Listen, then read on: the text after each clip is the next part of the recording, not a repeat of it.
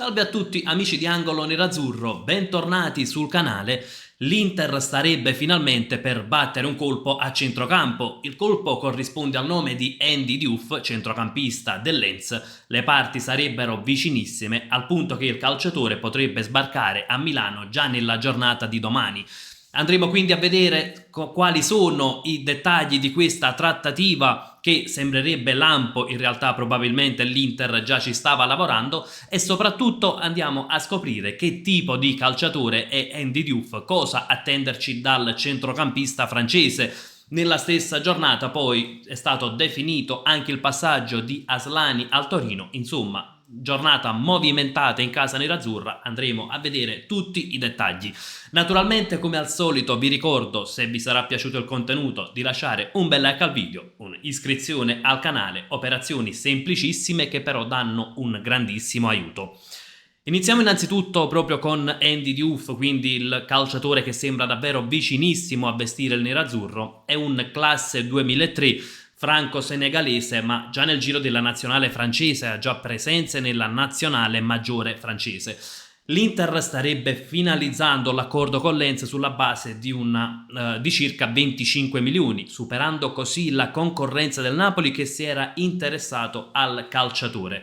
Ma che tipo di centrocampista è Diouf? Perché in realtà è un calciatore leggermente diverso rispetto a Koné, quindi non proprio quel calciatore, quel recuperatore di palloni, ma un centrocampista che comunque può dare tanto alla squadra dell'Inter in maniera diversa. Andiamo subito a capire il tipo di calciatore. Prendiamo la hitmap anche dell'ultima partita giocata da Diouf con Lens.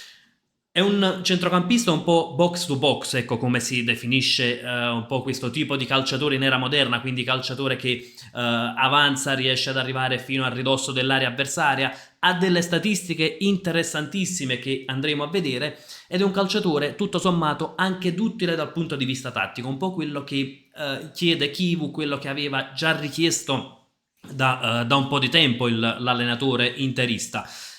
Di solito viene utilizzato come mezzala di centrocampo o nei due di centrocampo. Nella hitmap che vediamo il Lens era schierato con un 3-4-2-1 e lui era uno dei due di centrocampo, proprio ciò che in qualche occasione potrebbe richiedere Christian Chivu.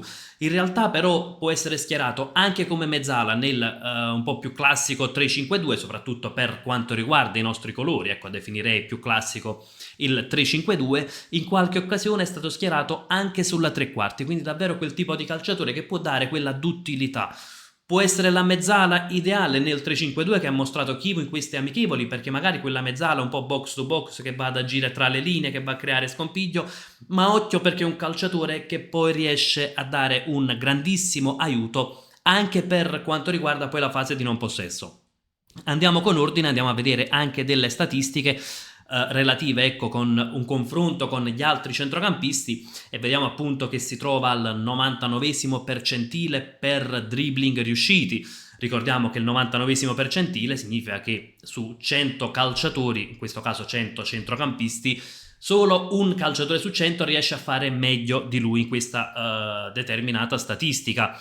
Per conduzioni progressive lo troviamo al 97esimo percentile, e occhio qui per esempio col percentile troviamo come tackle, intercetti e blocchi delle statistiche non proprio esaltanti. Però è un tipo di calciatore che riesce comunque a recuperare palloni, anche perché fisicamente è molto strutturato. Parliamo di un calciatore, praticamente un calciatore da 1,87 m per 81 kg sui dati che si trovano in rete, quindi parliamo comunque di un calciatore strutturato anche fisicamente, un calciatore rapido. E qui vediamo le statistiche relative all'ultima Ligue 1 con 4,5 palle recuperate in media ogni partita, quindi numero sicuramente interessante, e quindi calciatore che sicuramente, ecco, può portare qualcosa di diverso. Non è proprio un Koné, è un calciatore diverso che però può aiutare il centrocampo dell'Inter. Occhio perché i numeri particolarmente interessanti non finiscono qui. Ecco, se andiamo a vedere, queste sono le accelerazioni dei centrocampisti nell'ultima Ligue 1, e Diouf è primo per accelerazioni. Allo stesso modo tra i centrocampisti del campionato francese e prima per proprio distanza progressiva, frequenza di trasporto della palla, insomma, quindi appunto come dicevamo prima, quelle conduzioni progressive di cui parlavamo, e terzo per dribbling riusciti e per duelli offensivi vinti, quindi davvero stiamo parlando di un calciatore estremamente interessante, un centrocampista estremamente moderno, oserei dire, come detto appunto quel calciatore che può abbinare entrambe le fasi e può essere può collegare difesa e attacco, proprio definizione ideale del centrocampista moderno box to box. Piede mancino, quindi anche questo è sicuramente un qualcosa da non sottovalutare, visto che praticamente quasi tutti i nostri, o meglio Barella, Sucic, Çalhanoğlu sono di piede destro, quindi ecco che sulla mezzala sinistra possiamo schierare appunto proprio ecco, Andy Diouf, calciatore quindi giovane che ha già dimostrato qualcosa, che ha attirato l'attenzione di club importanti, il Napoli su tutti, e calciatore che può portare caratteristiche diverse. Gli andrà dato del tempo per inserirsi? Probabilmente sì, anche perché appunto vista la giovane età, visto che arriva da un campionato diverso, forse gli andrà dato del tempo, però a me sembra sicuramente un buon affare che va a diciamo spendere, a consumare tra virgolette una minima parte del budget che l'Inter ha messo da parte tra i 100 milioni stanziati inizialmente da OH3 e le cessioni. Addirittura si parla che l'Inter avrebbe ancora 80 milioni da spendere in questi ultimi giorni di mercato. Significa che c'è ancora un gran bel gruzzoletto per andare poi ancora ad investire, e sappiamo che il calciomercato dell'Inter probabilmente non finirà con Diouf, si cercherà anche un difensore e chissà che non possa tornare di moda anche il nome di un attaccante. Dicevamo gruzzoletto che appunto è stato rinvigorito anche dalle cessioni. In realtà quella di Aslani nell'immediato non ha portato però grandissimi benefici alle casse dell'Inter, nel senso che il calciatore passa al Torino, quindi superata alla fine la concorrenza del Bologna, Aslani non aveva trovato l'accordo, lo ha invece trovato col Torino. Il prestito per 1,5 milioni di euro più il diritto di riscatto a 12 milioni, diritto che può diventare obbligo a determinate condizioni.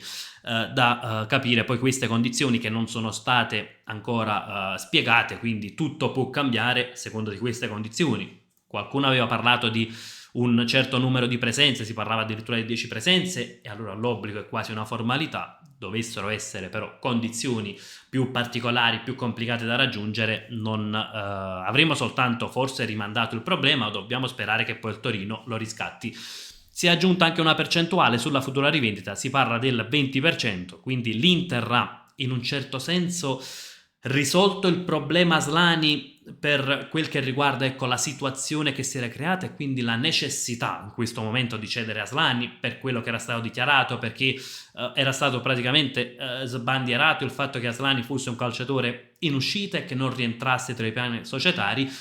Purtroppo si è verificato un po' quello che era il timore che ne avevamo parlato anche in altri contenuti, ovvero la cessione alla fine in prestito con un diritto di riscatto. Può diventare obbligo, speriamo che le condizioni non siano difficili, però insomma anche poi il totale, 1,5 milioni per il prestito, 12 per il riscatto, sono 13 milioni e mezzo complessivi, più la percentuale sulla futura rivendita.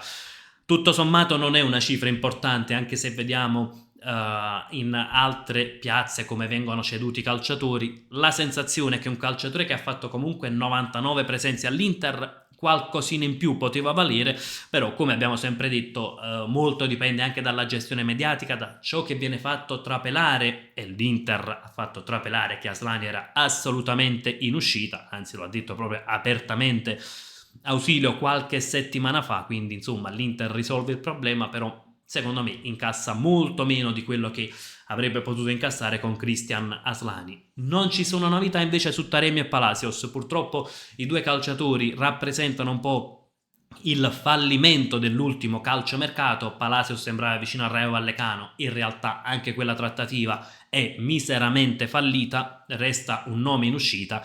È davvero, ecco, a ripensarci che è stato preferito l'investimento su Palacios rispetto a quello su Leoni un anno fa, c'è davvero da rammaricarsi. Allo stesso modo c'è l'investimento fatto su Taremi, che era sì un parametro zero, ma un contratto da 3 milioni all'anno per altri 2 anni. Anche per lui ci sono interessi, ma nessuno ha approfondito il discorso. E anche lui rappresenta un po' il fallimento dell'ultimo calciomercato, quindi davvero ecco, rimangono gli ultimi due esuberi, più pesante quello di Taremi per una questione di ingaggio. Vedremo cosa riuscirà a fare l'Inter in questo finale di mercato, però sicuramente sono attese delle risposte importanti. L'Inter è chiamata a non sbagliare adesso i colpi. Ecco, il primo può essere questo di Diouf e la sensazione è che non sia un colpo sbagliato, assolutamente. La sensazione è però che il calciomercato dell'Inter non può fermarsi qui. Ecco, con i tanti milioni incassati dal percorso dello scorso anno, dalle cessioni, è chiaro che viene richiesto qualcos'altro e soprattutto l'Inter deve ponderare bene gli investimenti in questo momento, perché gli ultimi due calciomercato non sono stati così esaltanti. Ecco, l'Inter ha aggiunto forse due titolari nel corso degli ultimi 2 anni, uno è Thuram, l'altro è Pavard o Bissek, quindi però forse davvero sono forse gli unici, o meglio toglierei i tanti forse, sono gli unici affari che ad oggi possiamo considerare positivi. Poi ci sono state diverse operazioni dubbie. Oggi l'Inter è chiamata a non sbagliare gli ultimi colpi di questo calciomercato, o quelli che possono essere i veri colpi, a prendere calciatori che nel giro di poco possono insidiare la titolarità dei compagni di squadra, ecco, possono essere considerati dei titolari nei prossimi mesi e non soltanto calciatori che allungano la rosa. Si è parlato di questo budget da 80 milioni, con l'acquisto di Andy Diouf il budget sarebbe ridotto a circa 55 milioni, significa che c'è ancora un gran margine per operare, e all'Inter sappiamo serve ancora un difensore. In realtà forse con Diouf non è escluso che possa servire un altro tipo di centrocampista, però in quel caso credo che sia richiesta almeno l'uscita di Zielinski, che ahimè anche lui risulta un investimento sbagliato, 4 milioni e mezzo netti all'anno al calciatore fino al 2028. Insomma, anche lui pesa e non poco sui bilanci societari.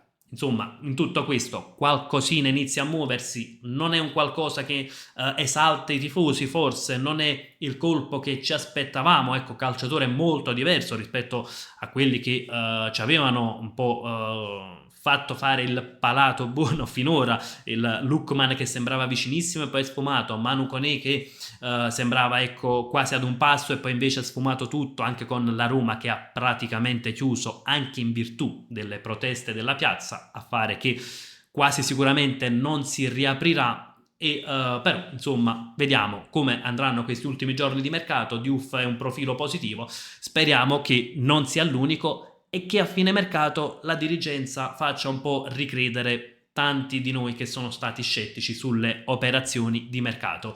Ieri parlavamo di Joao Cissé, non è un nome che è uscito dai radar, però lì è un tantino più complicato, anche perché il Rennes non apre alla cessione a meno che non siano cifre molto importanti. Insomma, non sembra vicinissimo. Diouf, buon acquisto, ma non deve essere l'unico. Ecco, l'Inter è chiamata a fare altri acquisti, perché altrimenti, insomma, un po' di amaro in bocca per i tifosi nerazzurri potrebbe restare. Ragazzi, aspetto anche le vostre considerazioni nei commenti. Cosa ne pensate di questo calciatore che arriva dal Lens? Se secondo voi è un profilo utile all'Inter o l'ennesima opportunità di mercato di calciatore da valorizzare e diciamo soltanto la ricerca di quello, di un calciatore da valorizzare e non un profilo utile all'Inter. Insomma, come sempre discutiamone nella sezione commenti. Io vi saluto, vi lascio con un gran bel Forza Inter.